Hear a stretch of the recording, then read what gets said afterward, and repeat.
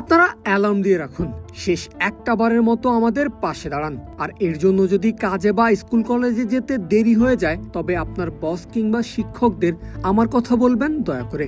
অনুরোধের সুর কিংবা আকুতি কথাগুলো নিউজিল্যান্ডের ক্যাপ্টেন মিচেল স্যান্টনারের বলেছেন নিজের দেশের মানুষদের উদ্দেশ্য করে। আজ রবিবার সন্ধ্যায় বিশ্বকাপ জয়ের মিশনে মাঠে নামবে কিউইরা। তার আগে দর্শকদের উদ্দেশ্যে এমনই এক আবেগঘন বার্তা দিয়েছেন মিচেল স্যান্টনার। বিশ্বকাপ ফাইনালের মঞ্চ ভারতের আহমেদাবাদের নরেন্দ্র মোদী স্টেডিয়াম, যেখান থেকে নিউজিল্যান্ডের দূরত্ব সময়ের হিসাবে 7.5 ঘন্টা। তাই তো শনিবার গভীর রাতে যখন সেন্টারের বার্তা পোস্ট করা হয়, তখন শুরুতেই ব্ল্যাক ক্যাপসের ক্যাপ্টেন বলেন, ছুটির দিন রবিবারে আপনাদের বিরক্ত করার জন্য দুঃখিত। এরপরই সোজা মূল বক্তব্যে চলে যান স্যান্টনার। নিউজিল্যান্ডারদের মনে করিয়ে দেন রবিবার ভারতের বিপক্ষে বিশ্বকাপ ফাইনালে মাঠে নামবে তারা। নিউজিল্যান্ডের সময়ে যে ম্যাচটা কিনা শুরু হবে সোমবার ভোররাত 2:30 5+ স্টার রেটিং প্রাপ্ত দেশের সর্বোচ্চ বিদ্যুৎ সাশ্রয়ী ওয়ালটন এসি। স্মার্ট কমফোর্ট এখন নেক্সট লেভেলে।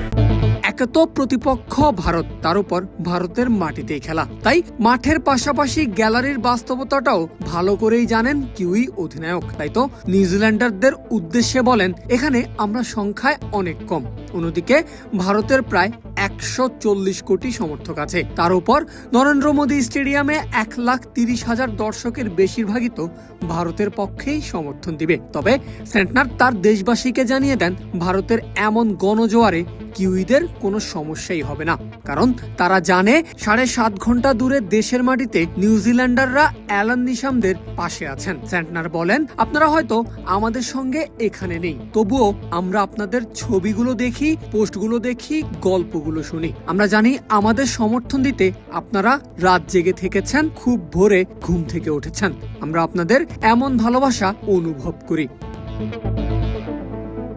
এরপরই নিজ জাতির উদ্দেশ্যে একটা আকুতি জানান নিউজিল্যান্ডের অধিনায়ক। বলেন, আমরা বুঝি ফাইনালটা সোমবার খুব ভোরে, তবুও অ্যালার্ম সেট করুন, শেষ একটা বারের মতো আমাদের সমর্থন দিন। আর যদি এর জন্য কাজে বা স্কুলে যেতে একটু দেরি হয়ে যায়, তাহলে দয়া করে আমার এই বার্তাটা আপনার বস কিংবা শিক্ষকদের জানিয়ে দেবেন। ভারত থেকে দেওয়া এই বার্তা ইতোমধ্যেই পৌঁছে গেছে সুদূর প্রশান্ত মহাসাগরের 2টা দ্বীপে। নিউজিল্যান্ডের মানুষ সেন্টনারের দলকে সমর্থন দিতে ভিডিও বার্তা প্রকাশ করতে শুরু করেছে ইতোমধ্যেই। আর নিজের বার্তা শেষে সেন্টনার দেখা নিউজিল্যান্ড ক্রিকেটের বহুল কাঙ্ক্ষিত একটা স্বপ্ন।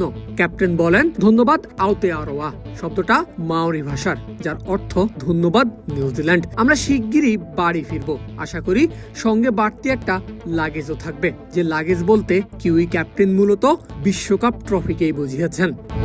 আজ ফাইনালের মঞ্চে নিউজিল্যান্ড ভারতকে হারাতে পারবে কিনা সেটা রাতেই জানা যাবে।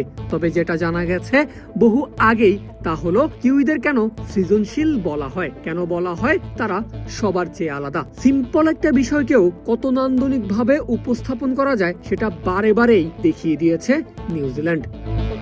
পারভেজ আল হাসান, ক্রিক ফ্রেঞ্জি।